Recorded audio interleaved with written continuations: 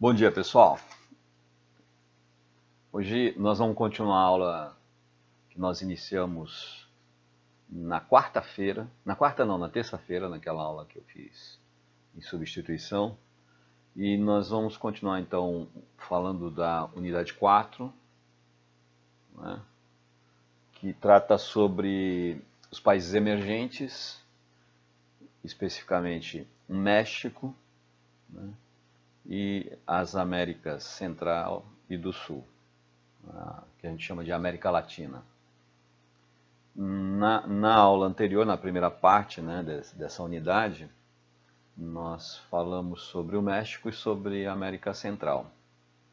E agora a gente vai concluir os estudos, né, dessa unidade, falando especificamente sobre a América do Sul. América do Sul, no qual nós estamos incluídos, né? O Brasil, o território brasileiro faz parte da América do Sul.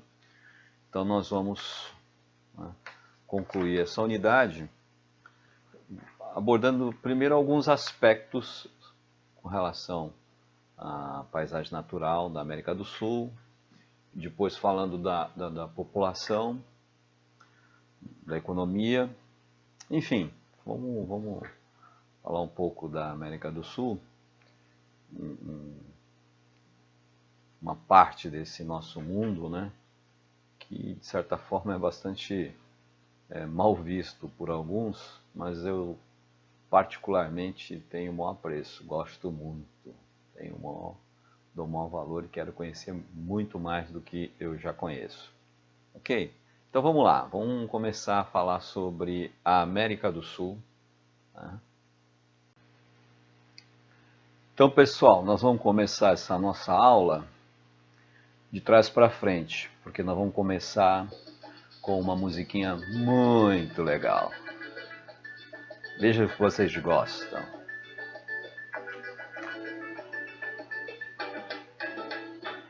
Soy loco por ti, América. Yo voy a traer una mujer parrera, que el mundo sea Marte, que su nombre sea Marte. Soy loco por ti de amores, tenga como colores la espuma blanca de Latinoamérica, y el cielo como bandera, y el cielo como bandera. Soy loco por ti, América, soy loco por ti de amores, soy loco por ti de América, soy loco por ti de amores. Bom, gostaram, espero, dessa introdução musical da nossa linda América do Sul. Gente, vamos lá, vamos falar da América do Sul, aspectos gerais sobre a América do Sul. Território sul-americano, né, tem 17.850.568 km². Os limites desse imenso território, né, ao norte, o Mar do Caribe, a leste, o Oceano Atlântico, que é a nossa costa aqui, né, a oeste, o Oceano Pacífico, e ao sul, lá a pontinha sul, né, a gente tem um estreito, né, chamado Estreito Drake, um estreito que nos separa da Antártida, ok? Bom, a maior parte do território sul-americano está no hemisfério sul, mas não todo, né? A porção norte, compreendendo aí territórios da Venezuela, da Colômbia, das Guianas, né, e parte até do norte do Brasil, estão no hemisfério norte, tá certo? Outro aspecto importante, né, que a gente usa, faz questão de destacar, né, são as, digamos assim, uma definição geral de relevo. Quando a gente fala da América do Sul, a gente tem que sempre lembrar que a costa oeste, que é a costa voltada do Pacífico, ela é cortada de norte a sul praticamente, né, por uma cordilheira, uma cadeia de montanhas de altas altitudes, que são os Andes, né, então é a região andina. Já ao lado leste, que é essa porção onde o território brasileiro está, a formação geológica já é bem mais antiga. Então você não vai encontrar altas altitudes, né? É o caso do nosso território. Tem uma cadeia de montanhas, né, na costa leste, que é a nossa serra aqui do mar, mas são formações antigas, quer dizer, de média e baixa altitude, tá certo? As regiões centrais, elas são formadas, são entre essa costa oeste e costa leste, basicamente constituída de planaltos e planícies, né, sendo que se destaca, sem dúvida nenhuma, né, ao norte aqui, a grande planície amazônica, tá certo? Bom, para efeito de estudos, quando a gente faz uma análise aí da América do Sul, excluindo naturalmente, nós vamos excluir aqui o Brasil, a gente costuma dividir a América do Sul em regiões, segundo as paisagens naturais. Então, os três grupos, né, de paisagens naturais que compõem a América do Sul são, em ordem alfabética, o grupo dos países andinos, dos guianos, né, ou das Guianas, das antigas Guianas, e os países platinos, tá certo? Então vamos começar a falar, né, desse, digamos assim, nessa divisão, né, e sempre lembrando que a gente está excluindo aí o Brasil, né? Que o que a gente chama de países andinos, né, os países chamados andinos, eles compõem basicamente, é o grupo composto basicamente pela Venezuela, Colômbia, Equador, o Peru, a Bolívia e o Chile. Então são esses países que compõem o chamado grupo dos países andinos, tá certo? O país mais populoso, né, vamos falar assim, o maior país desse, né, é a Colômbia, tem lá 48,2 milhões de habitantes. Já a Bolívia é o menor deles, tá certo? Digamos assim, esse grupo de países, né, os países chamados andinos, predominantemente, né, são países com sérios problemas socioeconômicos. Hoje, ainda mais agravado com questões como, por exemplo, que a gente está vivendo lá na Venezuela, né, a situação socioeconômica lá é terrível pelos problemas políticos que os venezuelanos estão enfrentando. Então, esse problema que os venezuelanos enfrentam, né, com relação às questões políticas internas, está gerando, inclusive, a expulsão de populações para o território colombiano e para o território brasileiro, tá certo?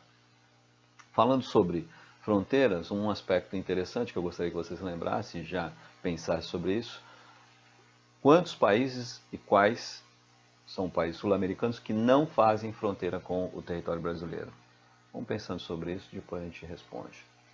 Bom, mas continuando a falar sobre os países andinos, né, a economia desses países invariavelmente estão associada à atividade agrícola, né, que adotam ainda o sistema de plantation, produção monocultora, no caso aí de café, cacau, algodão, banana, voltada para a exportação.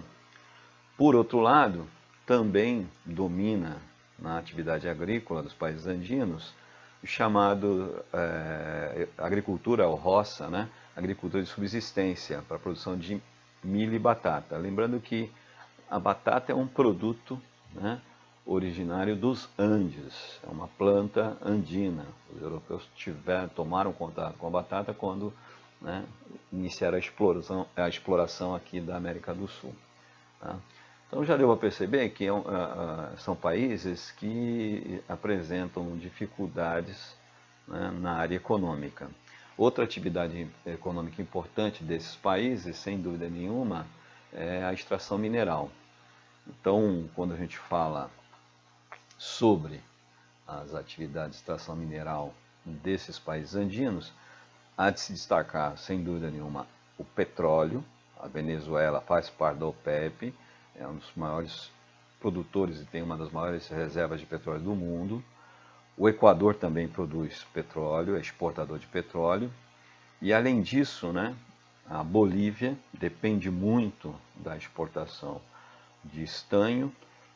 Os bolivianos também fornecem gás natural para o Brasil, tem uma grande reserva de gás natural no território boliviano. E o Chile, que já foi totalmente dependente da exportação de produtos minerais, é um grande exportador hoje de um produto que tem valor no comércio internacional, que é o cobre, tá certo? Esses países, além da Venezuela, entre esses países, né, um outro país que se destaca por problemas de ordem política interna, né, é a Colômbia. Só que a Colômbia, né, ela está mais resolvida com relação a essa questão, né? Os processos de pacificação que têm sido promovidos lá têm conseguido resolver as questões, mas a Colômbia também sempre enfrentou problemas sérios com relação a conflitos internos, né? O último, o mais recente, é com relação às Farc, né? As Forças Armadas, as Forças Armadas,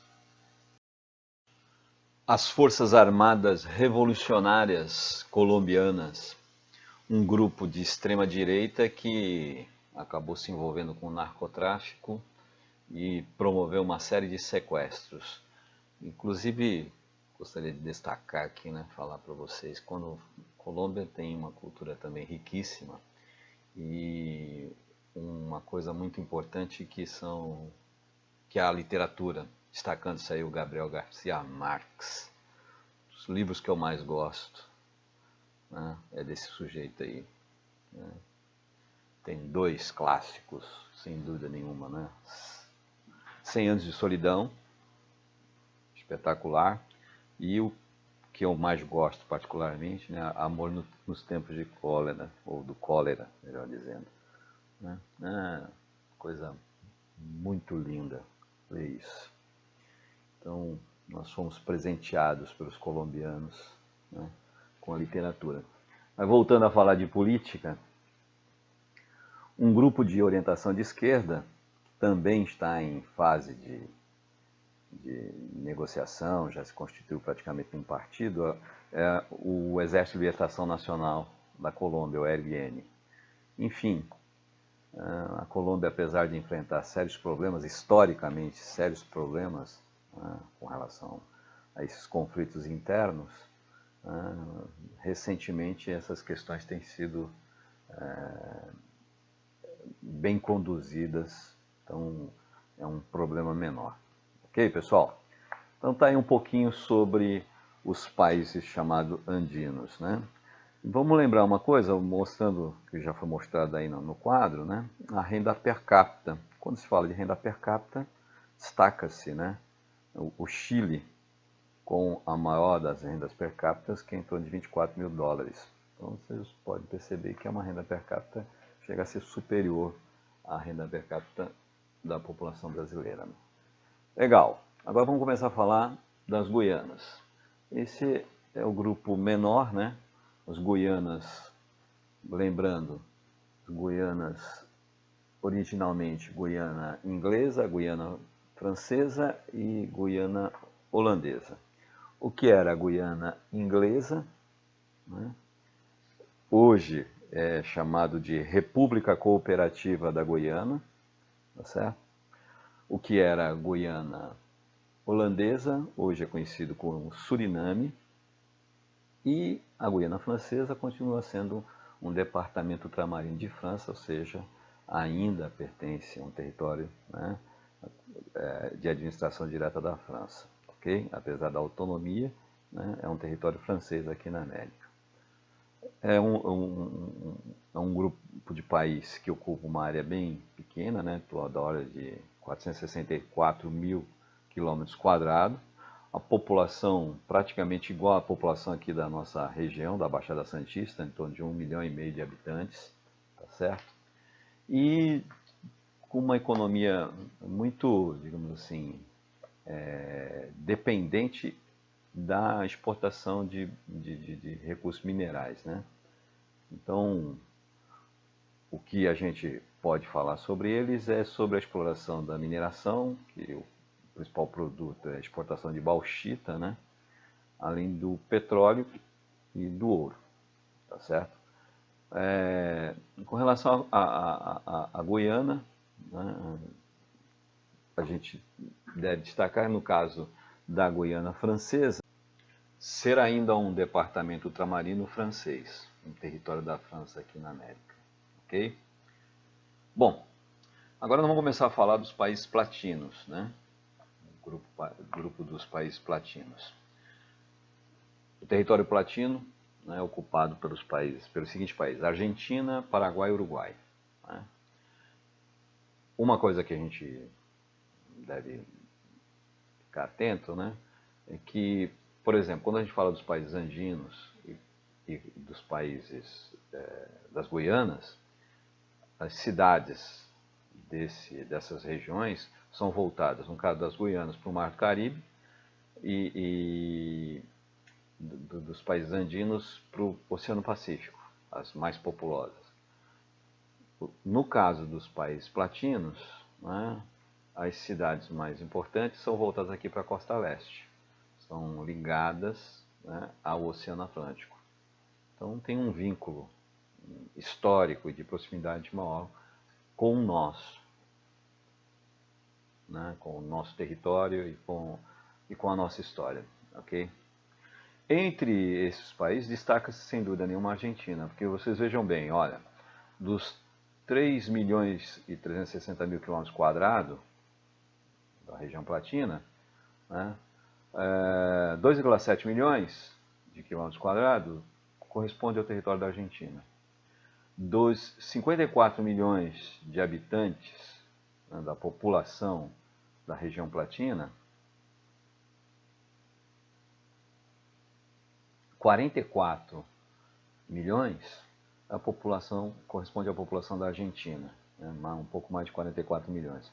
Então, sem dúvida nenhuma, né, na América Latina, a Argentina é o país que tem o maior destaque, né? A gente não pode deixar de destacar isso. Quando a gente fala da Argentina, para efeito de estudos da geografia argentina, é dividido o território em 5 regiões, né? O Chaco, quando fala do Chaco, basicamente é o Pantanal argentino, a região que é banhada, drenada pelo Rio Paraguai, que nasce inclusive aqui no Pantanal brasileiro. É uma região onde predomina a atividade agropecuária, né? A criação de bovinos, né? A pecuária extensiva, né? Gado solto, né? Bovino, e as culturas de milho, algodão, tá certo? Então, uma economia de base agropecuária. Por outro lado, a outra região que compõe o território argentino é a região andina. Então, os Andes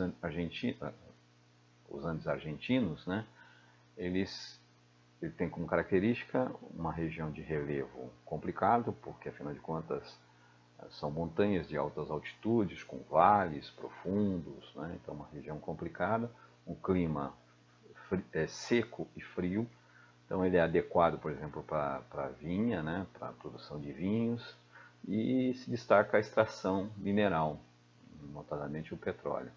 A outra região, já lá no sul, né? A Patagônia, que predomina um deserto, que é o deserto da Patagônia, clima seco, frio, né, vegetação de estepe e baixíssima densidade demográfica, né, densidade demográfica muito baixa.